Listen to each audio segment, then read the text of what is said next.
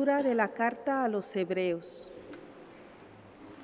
Lo mismo que los hijos participan de la carne y de la sangre, así también participó Jesús de nuestra carne y sangre, para aniquilar mediante la muerte al Señor de la muerte, es decir, al diablo, y liberar a cuantos por miedo a la muerte pasaban la vida entera como esclavos.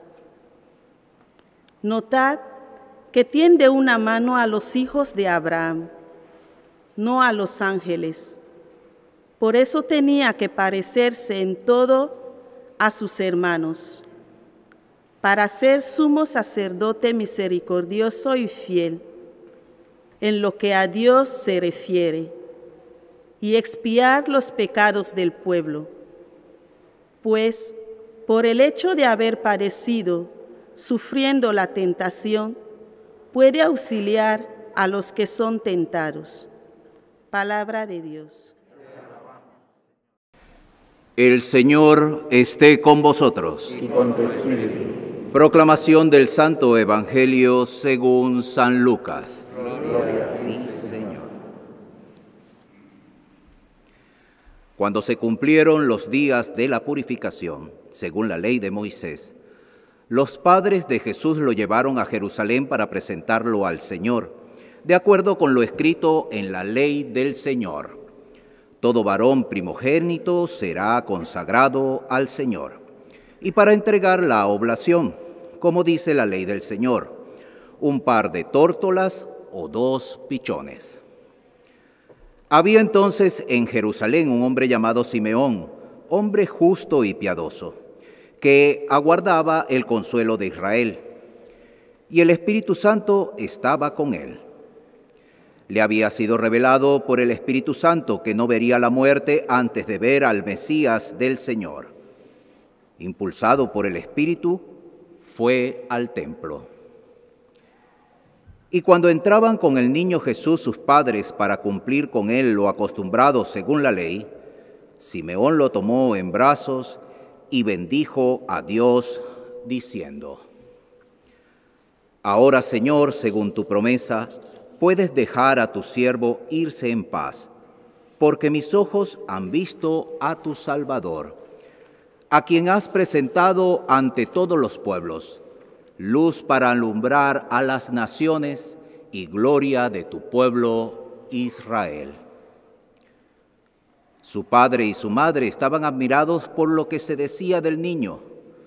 Simeón los bendijo y dijo a María, su madre: Este ha sido puesto para que muchos en Israel caigan y se levanten, y será como un signo de contradicción, y a ti misma una espada te traspasará el alma, para que se pongan de manifiesto los pensamientos de muchos corazones. Había también una profetisa, Ana, hija de Fanuel, de la tribu de Aser, y muy avanzada en años. De joven había vivido 7 años casada, y luego viuda hasta los 84. No se apartaba del templo, sirviendo a Dios con ayunos y oraciones noche y día. Presentándose en aquel momento, alababa también a Dios y hablaba del niño a todos los que aguardaban la liberación de Jerusalén. Y cuando cumplieron todo lo que prescribía la ley del Señor, se volvieron a Galilea, a su ciudad de Nazaret. El niño, por su parte, iba creciendo y robusteciéndose, lleno de sabiduría, y la gracia de Dios estaba con él. Palabra del Señor. gloria a ti. Muy queridos hermanos y hermanas, siempre, cada año, este día es un día precioso, de una gratitud y de una riqueza especial. La liturgia es siempre una realización presente de la historia de la salvación, de la Escritura y especialmente del cumplimiento de las promesas y de la alianza en nuestro Señor Jesucristo. Pero yo creo que ese enlazarse de símbolos y de significados de unos con otros en esta fiesta de la presentación del Señor se hace especialmente intensa, especialmente significativa, especialmente fuerte. Nos hemos acercado a la Eucaristía con luces encendidas en nuestras manos, portadores de la luz de Cristo. Brilla todavía cerca de nosotros la luz de la noche de la Navidad, la luz del Hijo de Dios que ha venido a manifestar la infinitud del amor de Dios a nuestro mundo, a nuestras vidas, a la de cada uno de nosotros y al mundo entero, y así hacer luminosa nuestra vida a quienes moraban en tinieblas y en sombras de muerte, ¿no? Les iluminará la luz que nace de lo alto. Esa luz que nace de lo alto, Jesucristo, brilla ahora en nuestras vidas. Por otra parte, esta celebración en la que el Hijo de Dios es llevado por sus padres al templo es de alguna manera un anticipo de la pasión del Señor. Y esa es otra luz en nuestra vida, porque en la pasión se cumple el designio de Dios en la encarnación. En la pasión el Señor se entrega su vida por nuestra vida, para rescatar a los siervos entregaste al Hijo. Y ese anticipo de la pasión es otra luz que brilla en nosotros, del misterio pascual. Hablo de la pasión y de la cruz, pero incluyo la resurrección y el don del Espíritu Santo, que es lo único que realmente justifica el gesto de nuestras luces, el gesto de estar aquí esta tarde, la conciencia agradecida del don de nuestro bautismo, la conciencia igualmente agradecida de esa consagración especial de la que la inmensa mayoría de los que estáis participando en esta Eucaristía sois sujetos activos que os habéis consagrado al Señor. En los 1000 carismas y formas de vida que esa consagración tiene en la vida de la Iglesia, unos más vivos, más radiantes, otros probablemente más humildes, más escondidos, pero no tiene que ver con el brillo exterior de nuestros carismas la verdad de lo que somos. Es la verdad de nuestra ofrenda a Dios que sigue, que prolonga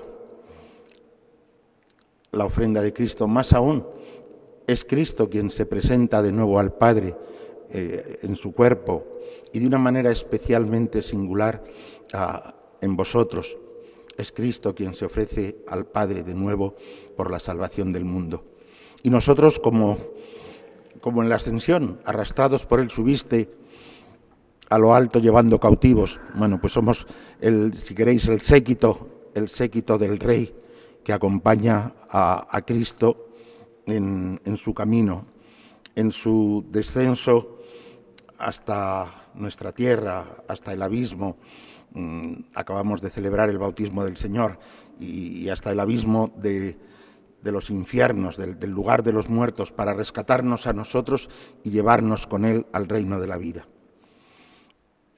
En la monición preciosa que habéis leído al comienzo de la Eucaristía se decía: vamos a renovar nuestra consagración, algo evidente, renovémosla con un corazón abierto y ensanchado, agradecido. Pero yo quisiera llamar la atención sobre cómo el hecho de nuestra consagración es siempre una respuesta. Quizá por la herencia espiritual del mundo del que venimos, pues insistimos mucho en toda la relación nuestra con Dios y de Dios con nosotros, en lo que nosotros hacemos por Dios. en el compromiso que nosotros asumimos, en el don que hacemos nosotros a Dios, en el papel que nosotros tenemos. No quiero disminuir nada de eso, solo quiero decir pues que ese don responde siempre a un don primero que el Señor nos ha hecho a nosotros, el don de la vida, el don de la fe y de la comunión de la Iglesia, el don de la consagración. Como decía un padre de la Iglesia, a Dios nadie le da nada que no se lo haya dado Él primero. Y esa circularidad que aparece si queréis, en la meditación del acontecimiento de la presentación de Jesús en el templo. Jesús se ofrece al Padre y al mismo tiempo se ofrece a nosotros, y al mismo tiempo el Padre nos ofrece a nosotros, a su Hijo. Esa especie de circularidad que se da en esa escena y en ese misterio de la vida de Jesús de una manera especial, pero que se da en toda la vida de Jesús. Y se da en nuestra vida. Y tomar conciencia de que nada que nosotros hagamos por el Señor es en realidad lo primero, que siempre el Señor nos precede, que la gracia nos precede, que el Señor, como ha dicho tantas veces el Papa Francisco, nos primerea. En esto consiste el amor, no en que nosotros hayamos amado a Dios, sino en que Él nos amó primero. Antes, y ahora yo os invitaría a que cada uno pensaseis en vuestra propia persona, en vuestra propia vida, antes que vosotros hayáis dado ningún paso, antes que nosotros, porque vale exactamente igual para mí, hayamos podido dar ni el paso más pequeño hacia el Señor, Él lo ha dado hacia nosotros. Antes que nosotros podamos consagrarle nada al Señor, Él se ha consagrado a nosotros, a cada uno de nosotros, con un amor singular, único, de preferencia, inimaginable, con un amor total, que es lo único que da sentido y hace que vuestra consagración no sea un exceso de nada. Vuestra consagración es la respuesta más plena, más sabia, más lúcida al don fiel, insuperable, inefable del amor de Cristo por cada uno de nosotros, de la donación que Cristo hace de su propia vida a nosotros, entregándonos su Espíritu Santo y haciéndonos partícipes mediante ese don del Espíritu de la vida divina.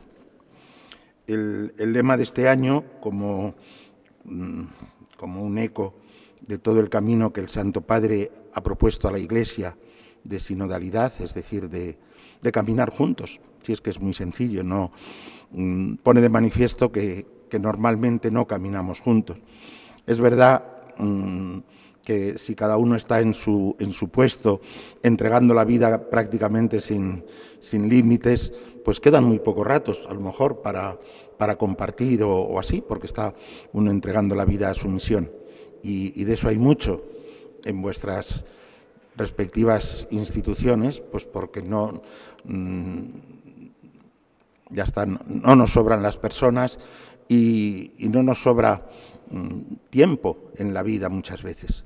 Pero el saber que cuando decimos nosotros no me refiero solamente nunca a la institución en la que yo pertenezco, al carisma que yo vivo, sino que todos los demás forman parte de ese nosotros, que es la Iglesia de Cristo, la esposa de Cristo, el cuerpo de Cristo, que todos estamos unidos en el mismo cuerpo. Y que en ese sentido, cuando la vida nos da la oportunidad, cuando las circunstancias lo hacen posible, hemos de acercarnos unos a otros con afecto, con interés, sin desentendernos unos de otros, deseando ayudar, deseando que la vida florezca, a lo mejor en este otro carisma que no es el mismo que el que yo vivo, pero que es igualmente bello y sin el cual la Iglesia no sería la Iglesia. Y esa actitud de deseo, de unión con los demás, de cercanía con los demás, de caminar juntos. Es verdad que, repito, las tareas son mucho más grandes a veces que las posibilidades, de circunstancias, de tiempo, pero también es verdad que hay muchas oportunidades en las que nos encontramos de una forma o de otra, que nunca nos encontremos como extraños, que nunca nos encontremos como indiferentes unos a otros, que siempre podamos mirar a la otra persona, a la otra institución, al otro colegio, a la otra comunidad, pues con una mirada de afecto y deseando su bien, que pidamos por su bien, que podamos acercarnos y apoyarnos los unos en los otros.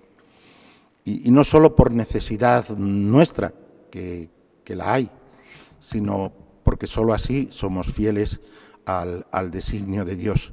Al fin y al cabo, la vida cristiana es una participación en la vida trinitaria, en la comunión de las tres personas divinas. Y la vida consagrada es una comunión mucho más intensa, es una participación plena con la unión de Cristo y de su esposa justamente en la comunión del Padre, el Hijo y el Espíritu Santo. Que entonces eso se pueda reflejar en nuestra vida, de los modos que nuestra pobreza sea capaz de imaginar o de llevar a cabo, pues se lo pedimos al Señor. Y así resplandecerá en el mundo no tal grupo, no tal institución, sino resplandecerá la belleza de la Iglesia, la belleza de ser cristiano. Es lo que el mundo necesita ver, lo que el mundo necesita encontrar. Al fin y al cabo no lo olvidamos. El Señor puso la comunión como condición de la fe. Padre, que sean uno como tú y yo somos uno, para que el mundo crea que tú me has enviado. Que pueda el mundo que tenemos alrededor nuestro, en nuestra ciudad, percibir, diríamos, ese anhelo de comunión, de ayuda mutua, es algo grande y forma parte de la llamada que el Espíritu Santo hace hoy a las iglesias, que podamos responder a esa llamada con sencillez, con humildad, con nuestras capacidades y nuestras fuerzas, para que sea Jesucristo más conocido, más amado y para que pueda resplandecer en nuestro mundo tan atomizado, tan tendente, tan lleno de fuerzas centrífugas, que pueda resplandecer la gloria humana de Cristo, esperanza única de los hombres.